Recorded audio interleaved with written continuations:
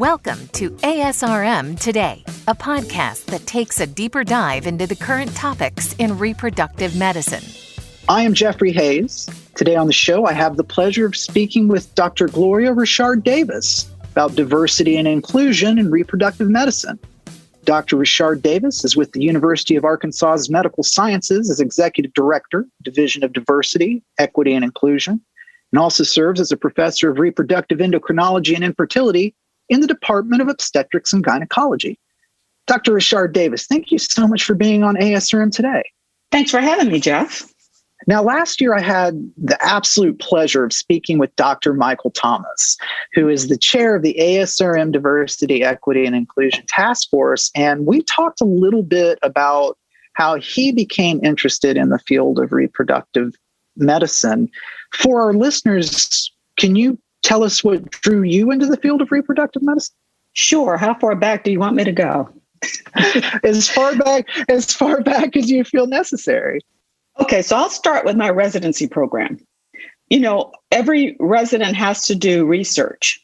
And for my resident research project, I actually looked at Clomid use in PCOS patients and the efficacy in pregnancy rates. And this was back in, mid 80s. So it's fairly early on. We didn't have a reproductive endocrinologist faculty for my program. I did my residency at Madigan Army Medical Center in Tacoma, Washington.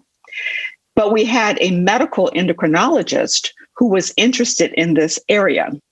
So he was treating patients with infertility with Clomid.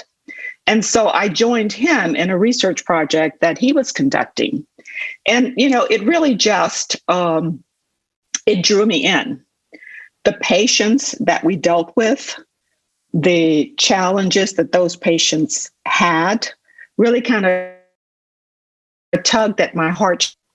And being in obstetrics and gynecology, where we have this dichotomy of patients, we have patients who have pregnancies that are unwanted. They didn't plan the pregnancy. It was a surprise pregnancy.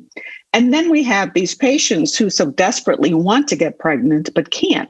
And so that was probably the first thing that kind of drew me to these patients, is wanting to help them to achieve this goal of parenthood. And then when I looked at actually doing an REI fellowship, the Army's only fellowship program was at Walter Reed in DC, and it did not have an IVF arm to their program. So it was not something that I was willing to commit 2 to 3 years to and not get an IVF experience. So at that point, I really just kind of laid that interest to rest. And I went on and I did general OBGYN for about 5 years, until my husband was going to University of Michigan to do a reconstructive urology fellowship. And at that point, I was going to look at moving. And I said, if I'm going to move, then I should look at doing REI fellowship. So the only fellowship was in Detroit at Wayne State. And fortuitously, it was the first year that REI went into the match system. So when I applied, they had one position open. And I was very grateful for having been selected as the fellow for that program. And I talk about how life imitates art, art imitates life, whichever way it goes. We happen to be experiencing some infertility challenges of our own. And so that really just cemented my interest in fertility and helping women to achieve that goal of parenthood, which included me at the time. And I'd have to say that empathy is something that has been a through line with a lot of professionals in reproductive medicine that I've spoken to, not only on the show, but just at conferences and in passing. With your own struggles with infertility, had there been infertility in your family or your husband's family? No, I come from a very large Catholic South Louisiana family. Fertility was never a problem. And my husband came from a family of 7. So neither side had experienced infertility. And you have been now in the field of reproductive medicine for how many years? So I finished my fellowship in 94. So 25 plus years at this point.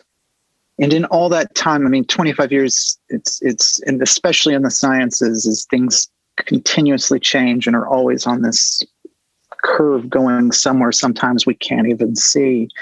Yes. What have been some of the major changes in the field that you've seen in your years? And I know that there'll be a lot of them, but give us a few examples of some of the major ones that you've seen in these 25 years. So when I was in my fellowship, intracytoplasmic sperm injection was in its infancy. And in fact, I can distinctly remember making our microinjection needles in the lab, right? We had the glass rods and we're spinning it down and creating needles. It was like, this is way too hard, right? And then, fast forward where now you purchase all of these things and we have gotten to a point where ICSI is really has really revolutionized how we treat male infertility. So that's been a huge innovation that has markedly changed our approach to treating male factor infertility. And then the other thing that comes to mind is egg freezing. We were doing some third-party reproduction. And certainly ASRM recommended for women who are over 40 to consider donor eggs, to consider third-party reproduction. Well, we used to do this in fresh cycles, which was a lot more expensive, logistically a nightmare in coordinating cycles, et cetera. So in 2012, when egg freezing came off of the experimental list, it changed dramatically what we could offer women. Knowing that the initial interest in egg freezing was really about helping cancer patients maintain or preserve their fertility.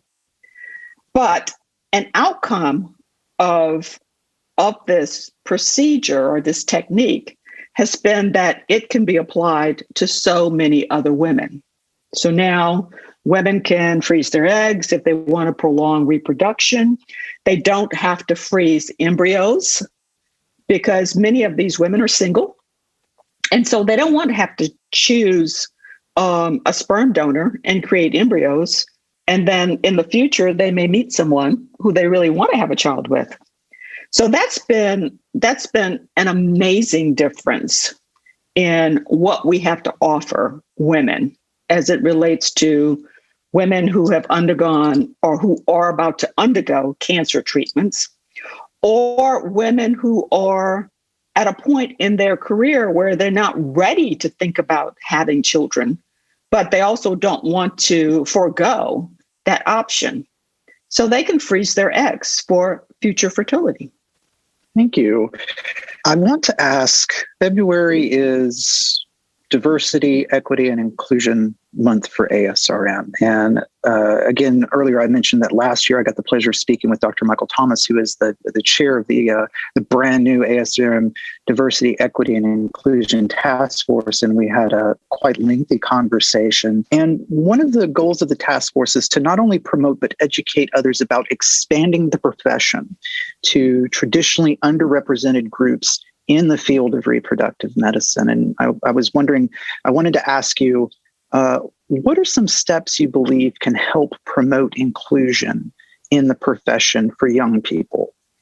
So thanks for that question. I was happy to work with Dr. Thomas on this task force, and I actually co-chaired our subcommittee 1. And in that subcommittee, we had a lot of conversations around how we diversify our healthcare workforce in reproductive medicine. And so a lot of our attention and efforts went into talking about pipeline programs. So as the executive director for diversity for UAMS, we have pipeline programs that actually start at the kindergarten level through high school, focusing on increasing young children's interest in STEM and sustaining that interest, right, through college. And then once they get to college, then we're trying to help direct their interest in healthcare as a profession. Now, we have colleges in medicine, nursing, pharmacy, College of Public Health, et cetera. So for us, it doesn't really matter what direction they want to go in. We support what direction that is through college. And then, of course, we support our students once they're on campus to achieve their goals. But when I start to think about ASRM and the pipeline programs that we need to develop, we may not have the ability or the liberty to go as far back as kindergarten, but we can certainly start in college and in medical school, trying to identify the talent and grow that talent pool so that we can, in fact, increase diversity within, whether it's in the fellowship programs or it's in the laboratory ladder or nursing, business, mental health, right? In all of those areas, we need to increase our diversity because we know when we look at the demographic landscape that we're seeing an increase in communities of color. We're seeing an increase in LGBTQ communities that needs care and many other vulnerable communities. So we need to sort of double down and focus on how we can grow this diversity pipeline. We're having a meeting in the next couple of weeks because you and I had a conversation about our world in a pandemic, that we're having to do so much virtually. So we're having a meeting in a couple of weeks to talk about a virtual mentorship program, both in clinical and in research, because I really feel like we don't have the luxury right now of face-to-face. Right after we had the webinar, I got an email from a resident in Oakland, California. And what she relayed to me was she's in a community program.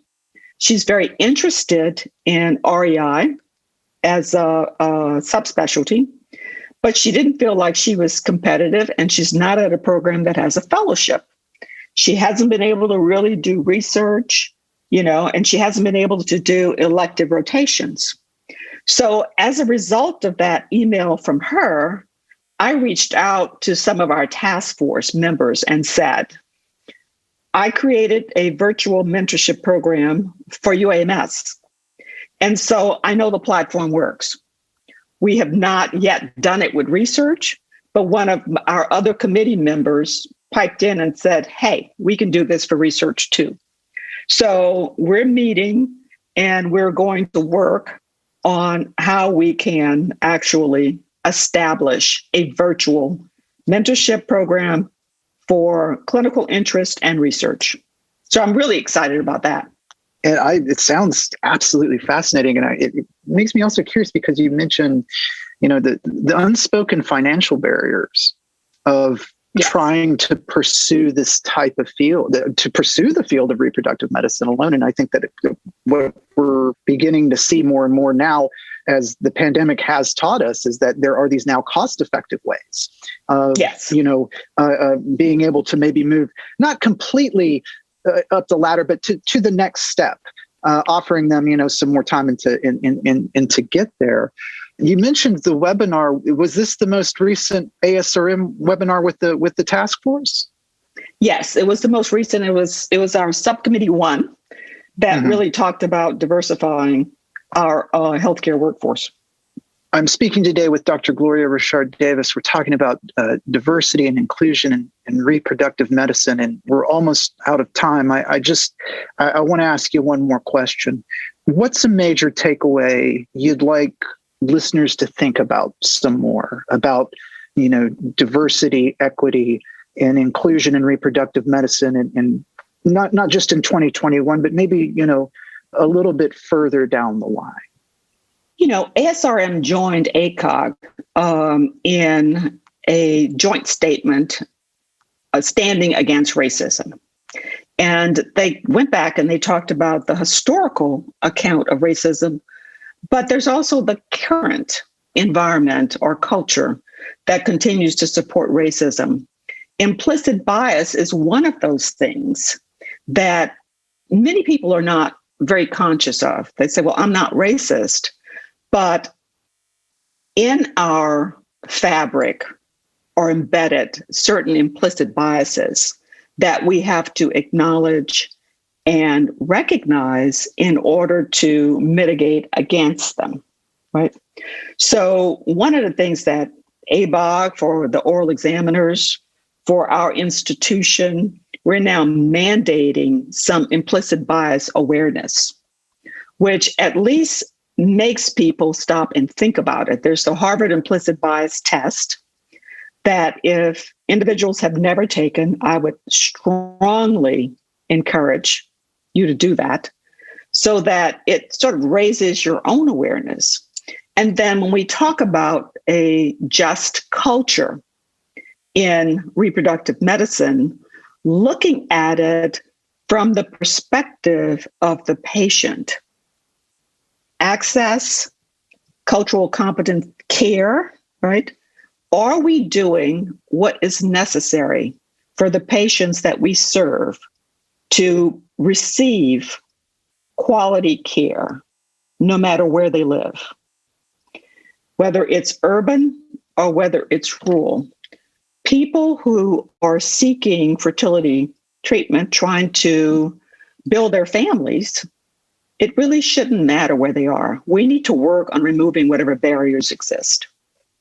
Dr. Richard-Davis, I would love to have you back on again soon, along with others, so that we can do a much larger roundtable discussion about everything you just mentioned. I think that it would be very good for our listeners to be engaged with that. I've had the absolute pleasure of speaking with Dr. Gloria Richard-Davis today about diversity, inclusion, and equity in reproductive medicine. Even in this truncated form, it's very informative, and we definitely need to revisit this. Thank you so much for taking time out to be on the show today. Thanks, Jeff. I enjoyed our conversation, and I would love to continue it. Fantastic. I am Jeffrey Hayes, and this is ASRM Today. This concludes this episode of ASRM Today. For show notes, author information, and discussions, go to asrmtoday.org. This material is copyrighted by the American Society for Reproductive Medicine and may not be reproduced or used without express consent from ASRM. ASRM Today series podcasts are supported in part by the ASRM Corporate Member Council. The information and opinions expressed in this podcast do not necessarily reflect those of ASRM and its affiliates. These are provided as a source of general information and are not a substitute for consultation with a physician.